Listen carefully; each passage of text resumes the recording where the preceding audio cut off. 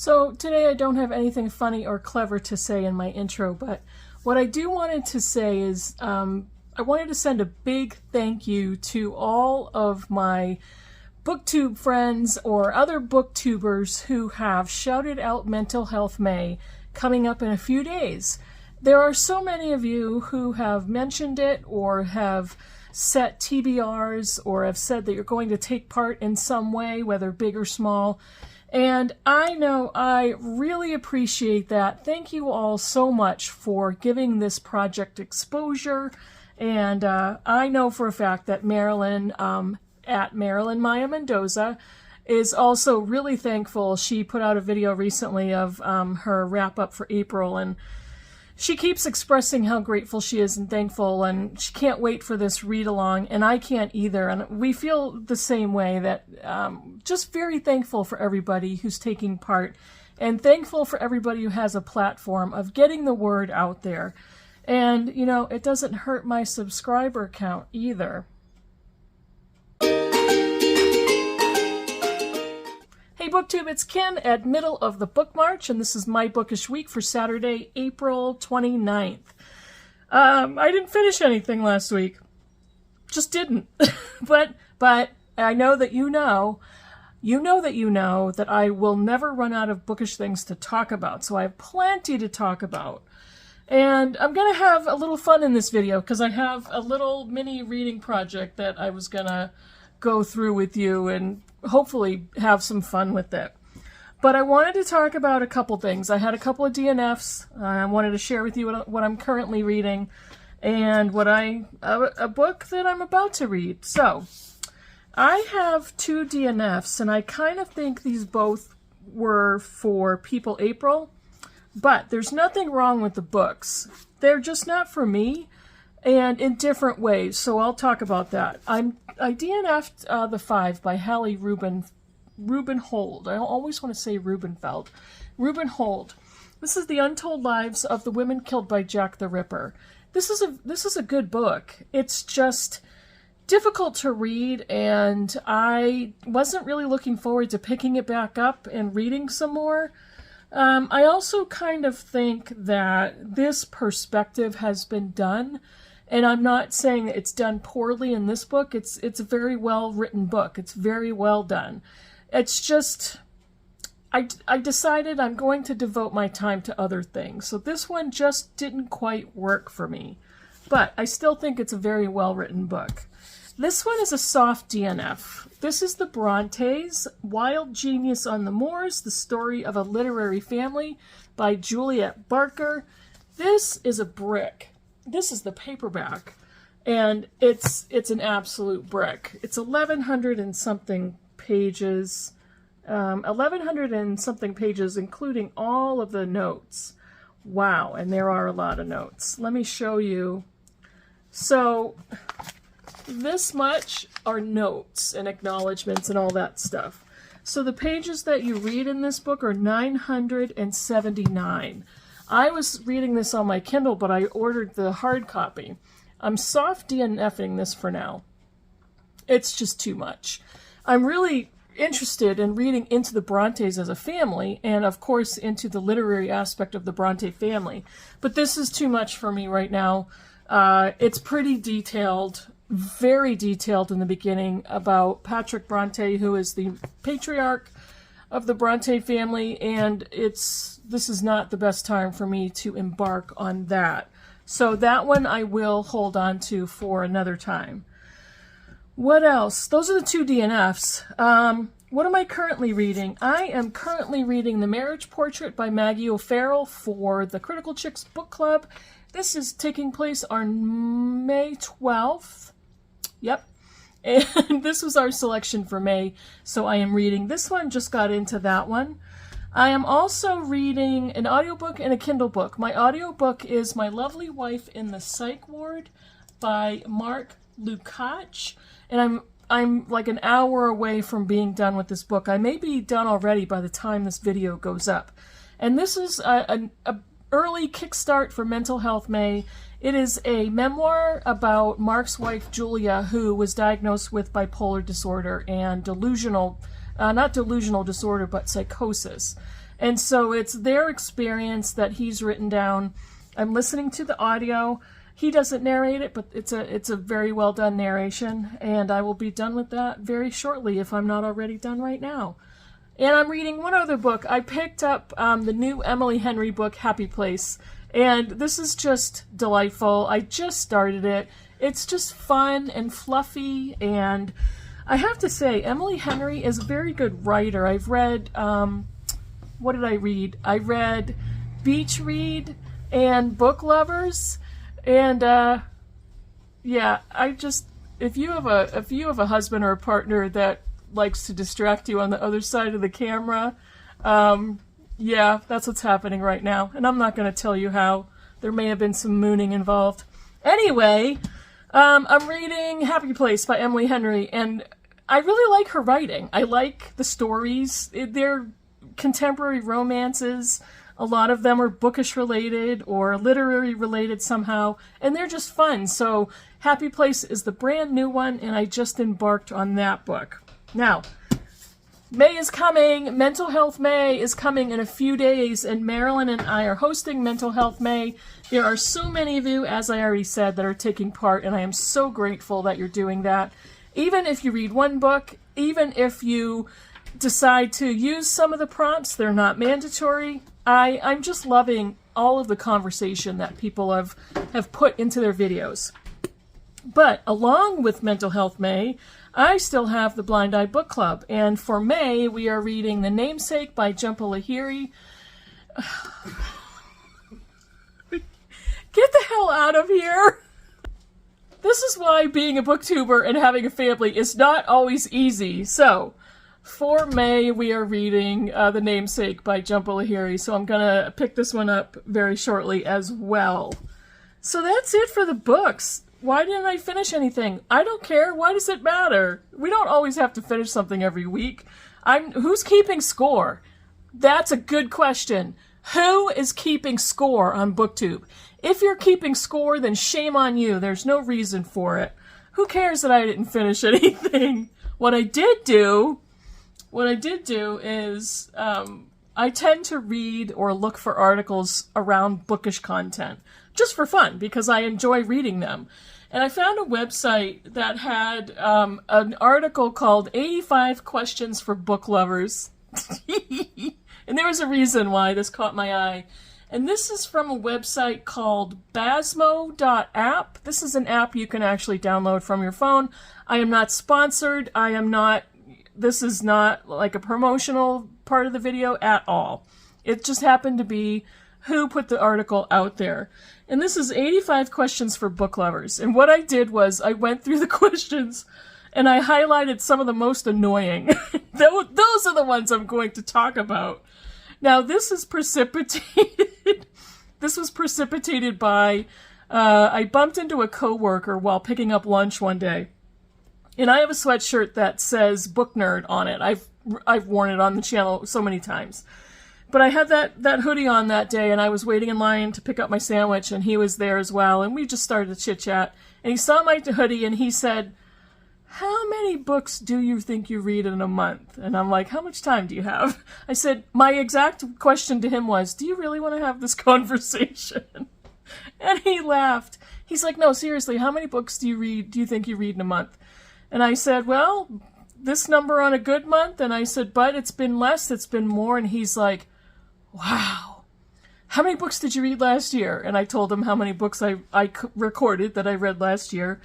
And he said, "Wow." And his next statement to me was, "I don't even know if I read one book a month."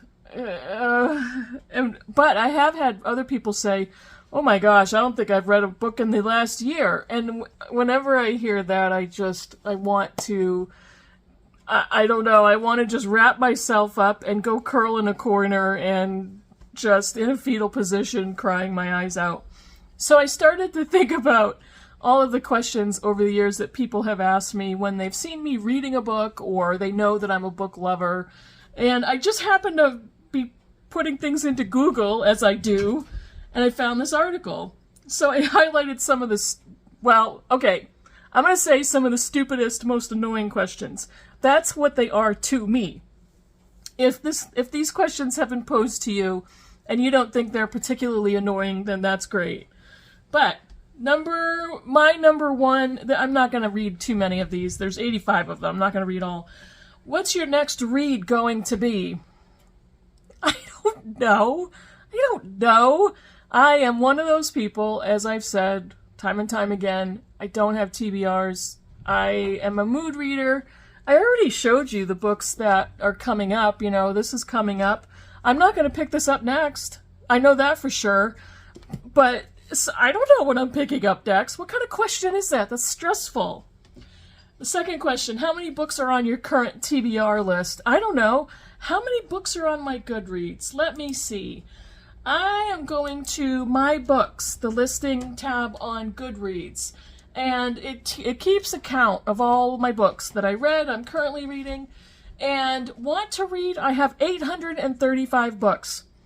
There are far more books that I want to read than 835. So if you want you want me to quantify an answer, 835. How do you like that? Let's see. What's the first book you read in your life? I don't know. I'm gonna be 57. I started reading when I was in kindergarten. I don't know what book that was. Oh, I don't know. Dr. Seuss of some sort. I don't know. Why does that matter? I don't know. Now, most of these questions are actually really just conversation starters. So, and here we are having this kind of fun with them. What were the last 3 books you read? Whenever I get that question, what was the last book you read? Or what was the last really good book you read? I'm like, deer in headlights. I don't know how to answer because there's so many of them swimming in my head. I literally have to go to my phone and look them up because I don't know how to answer the question. And then people think I'm not really a reader. You don't even know what you just finished because there are so many. I can't keep mental track. Let's see. How many books have you read so far this year? 37. Unless you're using Goodreads or the Storygraph or any type of database, who's gonna know? If you use a book journal, you typically will keep track of that. But who cares? How much are you planning to read this year? As much as I damn well please and as much as I can fit in. How much do you think your book collection is worth today? My husband and I have kind of perused the shelves and said, I wonder how much this collection is worth. Books aren't worth anything once you buy them. And if you've ever tried to sell a book, you know you can maybe get 50 cents or $1, but when you buy a book and you bring it home, unless it's an antique or a first edition of some sort, or if it's a first edition signed antique, pristine condition, books aren't really worth anything financially. What did they cost is a whole different conversation. We don't want to answer that one. Here's a fun one. Did you ever have to call in sick because you couldn't put a book down? Sometimes I think I shouldn't answer work-related questions because you never know who's watching. Have I called in sick before to read? I have also called in sick to finish a paper or to do grad school work, and honestly, there's so much opportunity for me to work from home that there have been times when, oh yeah, I'm going to take a work from home day. Anyway, what's the next one? This one is not irritating. This one is a question that I read that I thought, oh, that's an interesting question. How late into a book do you realize it will be one that you will recommend for others to read as well? Now, I have gotten myself stuck where I've started reading a book and I haven't gotten very far. Maybe I've gotten through the first 50 pages and I'm like, this is really good. I've told a few people about it. And then I get halfway through and I realize this book really sucks. I don't like it at all. And then I have to embarrassingly go back to that person and say, listen, I gave you this recommendation, but I just finished this book and it wasn't really as good as I thought it was going to be. So when I read a book, I usually get to the 50% mark and I already know what my rating is going to be. And I've I've almost always predicted 100%. I think I'm around 95%. Let's give me a little bit of leeway. But I usually want to be half done before I start recommending it to anybody. So, there's another set of questions on this list about questions you should ask yourself while reading. And I read these questions and I thought, those are really good because a lot of them I already ask and answer myself when I DNF a book.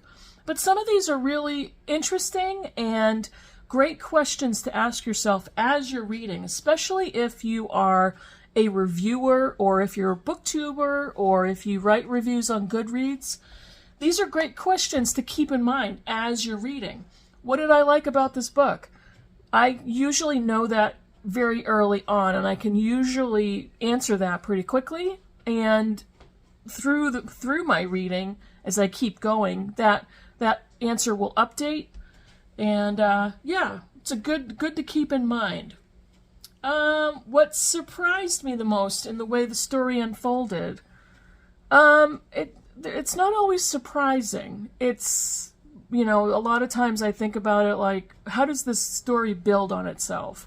How does the story develop from its beginning? How did the characters grow? What's the character arc? What's the narrative arc? So I kind of asked those types of questions.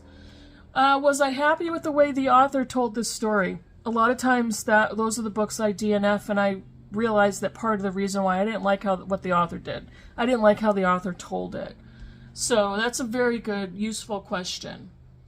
Let's see. What did I dislike about the book or the writing style? Writing style for me is probably either number one or very close to number one in how I quantify my enjoyment of the book. I love the writing style and looking at how the author crafts a sentence, the words, the choices, how the sentences are strung together, what type of story format. Can I tell if there was some sort of story outline, or is it free-flowing? So that I look for almost immediately. And let's see, one of the other ones is, who would I like to discuss this book with? Being on BookTube for it'll be 4 years at the end of this year. I'm always wondering, how am I going to talk about this book on my channel? Am I going to recommend this book? Who do I want to talk about this book with? Do I want to talk about people that I know in real life? Do I want to recommend it to my book group friends? How do I want to talk about it on my video? So that's a question I often ask myself. And yeah, so I really got a lot out of that portion of the article. And I will put the link for the article in the description box down below. So that's it. I had plenty to go over, even though I didn't finish anything last week. And quite honestly, I've watched other booktubers talk about the same thing. You know, what do you do if you don't have content? Or if, you know, I'm a booktuber, if I don't finish anything, what am I supposed to talk about? As you can see, I think there's plenty of things to talk about. There's plenty of topics that we come up with to craft a video. And there's plenty of things that we can ask ourselves. And, you know, even if we're just talking about one book at a time, I think there's plenty to analyze. There's plenty to talk about, plenty of questions to pose. So that's what I decided to do today. That's it for me. Let me know in the comments below what you thought of any of the books, or any of the questions I posed, or any of my answers. And I will see you in the next video. Bye, everybody.